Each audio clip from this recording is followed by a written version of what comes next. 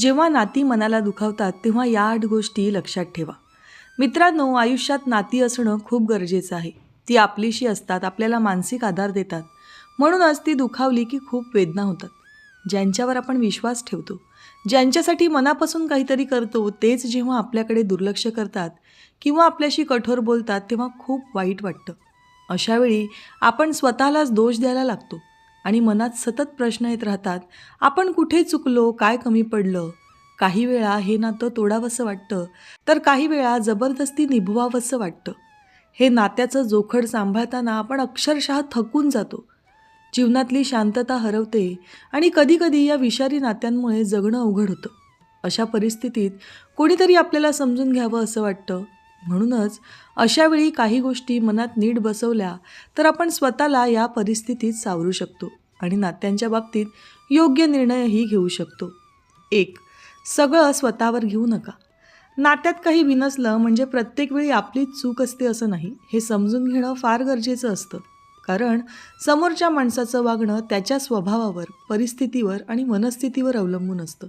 आपण सगळं मनापासून दिलं, समजून घेतलं, प्रयत्न केले, तरी समोरचा पलटी मारू शकतो.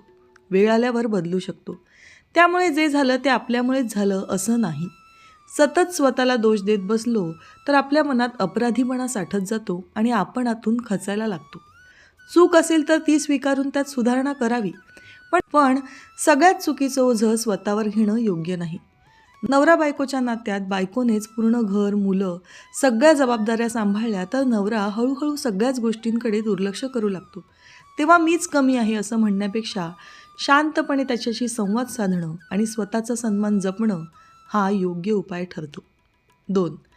प्रत्येक नातं आयुष्यभर टिकेलच असं नाही. आयुष्यात आपण अनेक नात्यांशी जोडले जातो, पण प्रत्येक नातं कायमचं असतं असं नाही.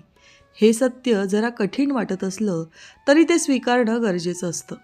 काही नाती आपल्याला आधार देतात तर काही नाती आपल्याला भयानक अनुभव देऊन शिकवण देतात. आपण नातं मनापासून निभावतो, प्रयत्न करतो, समजून घेतो, तरीही कधीकधी ते तुटतं. याचा अर्थ आपण कमी पडलो असं नसतं. वेळ, परिस्थिती आणि माणसांची मनस्थिती वेळेनुसार बदलते आणि त्याचा परिणाम नात्यांवर होतो. एखादं नातं टिकवण्यासाठी स्वतःला सतत दुखावत राहणं योग्य नाही. जिथे आदर राहत नाही, संवाद राहत नाही, तिथे नातं ओझं बनतं.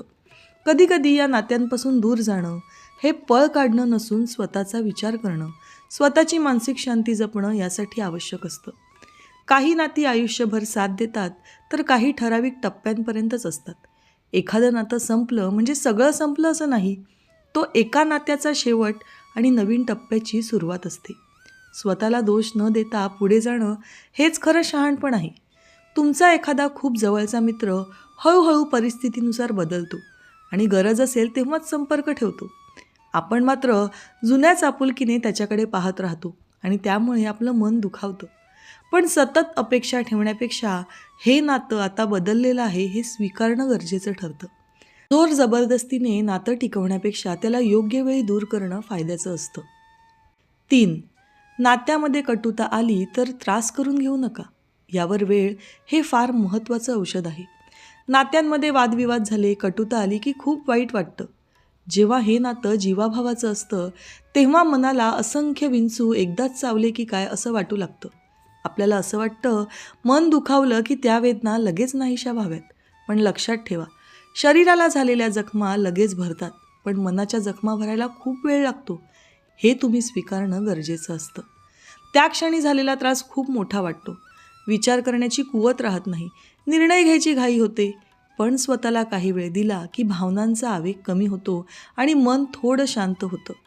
वेळ आपल्याला विचार करण्याची, स्वतःला सावरण्याची आणि परिस्थिती नीट समजून घेण्याची संधी देतं. लगेच बोललेले शब्द किंवा घेतलेले निर्णय नात्याला अजून जास्त दुखावू शकतात. थोडा वेळ गेल्यावर शब्द सौम्य होतात आणि आपल्या भावना आणि विचार स्पष्ट होतात. वेळेमुळे आपण रागावर नियंत्रण ठेवायला शिकतो. वेदना पूर्णपणे नाहीशा होत नाहीत, पण त्यांची तीव्रता तर नक्कीच कमी होते.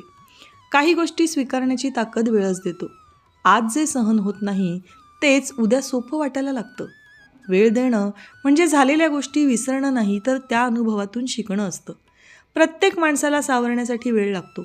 नात्यांमुळे झालेल्या वेदनांवर वेळ हे फार महत्त्वाचं औषध ठरतं. आता नवरा बायकोमध्ये वाद झाला की दोघांचंही मन कटू होतं आणि लगेच नीट बोलणं शक्य होत नाही. त्या क्षणी चर्चा केली तर वाद वाढतात. रागामुळे शब्द अजूनच कठोर होतात. अशावेळी दोघांनीही एकमेकांना वेळ दिल्यावर दोघांचंही मन शांत होतं आणि नंतर दोघंही विचारपूर्वक बोलू शकतात. वेळ घेऊन नंतर संवाद साधल्यावर गैरसमजही कमी होतात. वेळ दिल्यामुळे नातं तुटण्याऐवजी अधिक मजबूत होऊ शकतं. 4. नात्यात काही वाईट गोष्टी घडल्या तर वाईट वाटणं, दुखणं हे स्वाभाविक आहे. ते लपवू नका. जेव्हा आपली जवळची नाती मनाला दुखावतात तेव्हा वेदना होणं हे अगदी नैसर्गिक असतं. कारण आपण त्या नात्यात भावना, विश्वास आणि वेळही दिलेला असतो. अशावेळी मी खूप मजबूत आहे, मला काहीच फरक पडत नाही, असं नाटक करून भावना दाबून ठेवणं योग्य ठरत नाही. कारण असं दाबून ठेवलेलं दुखणं म्हणजे वाफ बाहेर जाऊ न शकणारा प्रेशर कुकर, ज्याचा बॉम्ब व्हायला वेळ लागत नाही. मनाला दुःख होतंय हे मान्य केल्यावरच मन मोकळं करता येतं. रडू येत असेल तर रडणं, बोलावंसं वाटत असेल तर कुणाशी तरी बोलणं ही काही कमजोरी नाही. ती स्वतःला सावरण्याची एक प्रक्रिया आहे. भावना व्यक्त केल्यामुळे मनावरचा ताण कमी होतो आणि विचार अधिक स्पष्ट व्हायला लागतात. अनेक वेळा आपण सोडणं, काही नाही असं म्हणत स्वतःलाच फसवत असतो. पण आतली वेदना तशीच ताजी राहते. त्यामुळे चिडचिड, राग आणि उदासीनता वाढते. मन मोकळं केल्याने स्वतःला समजून घेता येतं. नात्यामुळे झालेला त्रास एकदा स्वीकारला की आपोआप पुढचा मार्ग दिसू लागतो आणि आपण स्वतःच्या मनाशी प्रामाणिक राहणं खूप महत्त्वाचं असतं. आपण माणूस आहोत, आपल्याला भावना आहेत हे मान्य केल्यावरच आपण त्यातून मोकळे होऊ शकतो. वेळ लागतो, पण तो प्रवास गरजेचा असतो. अशा प्रकारे भावना स्वीकारणं हे स्वतःवरचं प्रेम असतं. प्रेमात अपयश आलं म्हणून आता माझ्या आयुष्यात काहीच राहिलं नाही या विचाराला अजिबात अर्थ नाही. आज ज्या गोष्टीला तुम्ही सर्वस्व समजत आहात ती गोष्ट काही काळाने तुमच्यासाठी नगण्य होईल. थांबा, फक्त थोडा वेळ जाऊ द्या. 5. आपली किंमत कोणाच्या वागण्यातून ठरवू नका. कोणी दुर्लक्ष केलं म्हणजे आपण कमी होत नाही आणि कोणी प्रेम दिलं म्हणजे आपण खूप चांगलेही होत नाही. आपली किंमत आपल्या वागण्यात, स्वभावात, प्रामाणिकपणात असते. दुसऱ्याच्या वागण्यावर स्वतःची किंमत मोजू नका. लोक त्यांच्या सोयीने वागतात, कधी स्वार्थाने तर कधी अज्ञानाने. त्याचा अर्थ तुम्ही कमी नाही. स्वतःकडे स्वतःच्या नजरेने पहा. आपण किती दिलं, किती निभावलं हे आठवा. स्वतःवर विश्वास ठेवा. आपली जागा कोणालाही भरून काढता येणार नाही हे मनात पक्क ठेवा. ज्याला कळायचं असेल त्याला कळेल. न समजणाऱ्यासाठी स्वतःला त्रास करून घेऊ नका. आपण आहोत तसे स्वतःसाठी पुरेसे आहोत हा विचार मनात रुजवा. असा विचार केल्याने आपला स्वतःचा आत्मविश्वास वाढतो आणि आपलं मन मजबूत होतं. मग कोणत्याही माणसाने कितीही त्रास दिला, फसवलं तरी फरक पडत नाही. 6. तुम्हाला आयुष्यात प्रत्येक गोष्टीचं स्पष्टीकरण मिळेलच असं नाही. कधीकधी समोरचा का बदलला हे कळत नाही, उत्तर मिळत नाही, प्रश्न मनातच राहतात. यामुळे आपण फार अस्वस्थ राहतो. पण प्रत्येक वेळी उत्तर मिळणं शक्य नसतं. काही गोष्टी अपूर्णच राहतात, त्या तशाच स्वीकाराव्या लागतात. त्याच गोष्टींचा जास्त विचार केल्याने मन मात्र थकून जातं. अनाठायी कल्पना केल्या की त्रास अजूनच वाढतो. जे घडलं ते घडलं हे मान्य करणं कठीण तर असतं, पण आवश्यकही असतं. आपण आपली बाजू जर स्पष्ट ठेवली असेल तर त्यातच समाधान मानावं. मनाला जबरदस्ती सगळंच समजावू नका. प्रश्न हळूहळू आपोआप सुटतात. वाईट वाटत असेल तर मन दुसऱ्या गोष्टीकडे वळवा. आयुष्य कोणासाठीही थांबत नाही. तुम्हीही तुमच्या वेगाने पुढे जायला शिका. 7. स्वतःसाठी थोडं जगायला शिका. सतत इतरांसाठी जगताना आपण स्वतःला मात्र विसरतो. ज्यावेळी नात्यांमध्ये वेदना मिळते त्यावेळेला हे आपल्याला जास्त जाणवतं. आता पुरे झाला दुसऱ्यांचा विचार. आता स्वतःकडे लक्ष द्या. आपल्याला काय आवडतं ते करा. छोट्या छोट्या गोष्टीत आनंद शोधा. एकटे बसून मनाशी बोला. स्वतःची साथ स्वतःला द्या. आपणही महत्त्वाचे आहोत हे समजून घ्या. स्वतःच स्वतःची आई व्हा. स्वतःला वेळ दिल्याने मन आपोआप शांत होतं. आतली रिकामी जागा भरायला लागते. स्वतःसाठी जगणं म्हणजे स्वार्थ नाही मित्रांनो, ती तर हल्लीच्या जगाची गरज आहे. आपलं मन सावरल्याशिवाय नातीही सावरत नाहीत. आपली काळजी आपणच घ्यायची असते. मग बघा, आयुष्यात हळूहळू आनंद परत येतो. जगणं सोपं आणि आनंदी वाटायला लागतं. आपण पुन्हा हसू लागतो आणि आयुष्याला नवा अर्थ मिळतो. हे सगळं आज, आत्ता स्वतःपासून सुरू करा. 8. सगळ्यांना सगळं समजावण्याची गरज नसते. आपलं दुखणं प्रत्येकालाच समजेल असं नाही. काही लोक ऐकतात आणि दुर्लक्ष करतात, काही त्याची मजा घेतात, तर काही मीठ मसाला लावून बाहेर सांगतात आणि आपल्याला मस्करी करण्याची वस्तू बनवून टाकतात.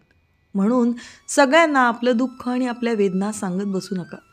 ज्यांना समजून घ्यायचं आहे ते स्वतःहून समजून घेतील. तुमचे खरंच जवळचे असतील ना, तर त्यांना सांगायची पण गरज लागणार नाही.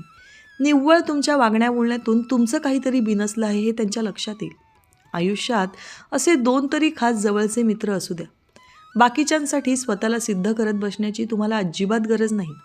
आपली मानसिक शांतता महत्त्वाची आहे, ती वाया घालवू नका. प्रत्येक लढाई जिंकायचीच असते असं नाही, काही सोडूनही द्यायच्या असतात. आपण काय आहोत हे आपल्याला माहीत असणं पुरेसं आहे. मनाला जे योग्य वाटतं ते करा. स्वतःशी प्रामाणिक राहा. अनावश्यक गोंधळ आयुष्यातून कमी करा, तरच आयुष्य जगायला सोपं वाटू शकतं. मित्रांनो, नात्यामध्ये काहीतरी गडबड झाली की मनाला वेदना होणं साहजिकच आहे. ज्यांना आपण जीव लावतो, ज्यांच्यासाठी शरीर झिजवतो, सगळं काही त्यांच्यासाठी करतो, अशा लोकांनी मन दुखावलं की प्रचंड वेदना होतात. हे टाळता येत नाही, पण त्या वेदनांमधून बाहेर पडणं आपल्याच हातात असतं.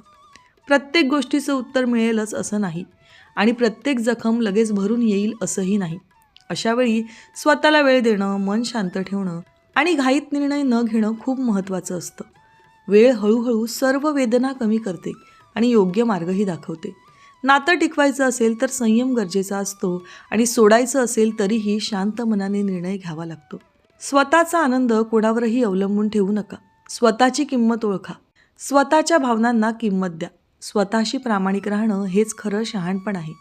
लक्षात ठेवा, वेळ दिला की मन सावरतं आणि आयुष्य पुन्हा आनंदी वाटायला लागतं. मित्रांनो, दररोज विविध सकारात्मक विचारांसह आपण भेटत असतो. तुमचे जीवनही असेच सकारात्मक विचारांनी भरून जावो. तुमच्या मनातील सर्व चांगल्या इच्छा आकांक्षा पूर्ण होत. तुम्हाला सुख समृद्धी लाभो ही ईश्वराच्या चरणी प्रार्थना. मित्रांनो, आजचे विचार जर तुम्हाला आवडले असतील आणि ते पटलेही असतील तर कृपया व्हिडिओला लाईक आणि चॅनलला सबस्क्राईब करायला विसरू नका. उद्या पुन्हा भेटूया नवीन विचारांसह. तोपर्यंत धन्यवाद.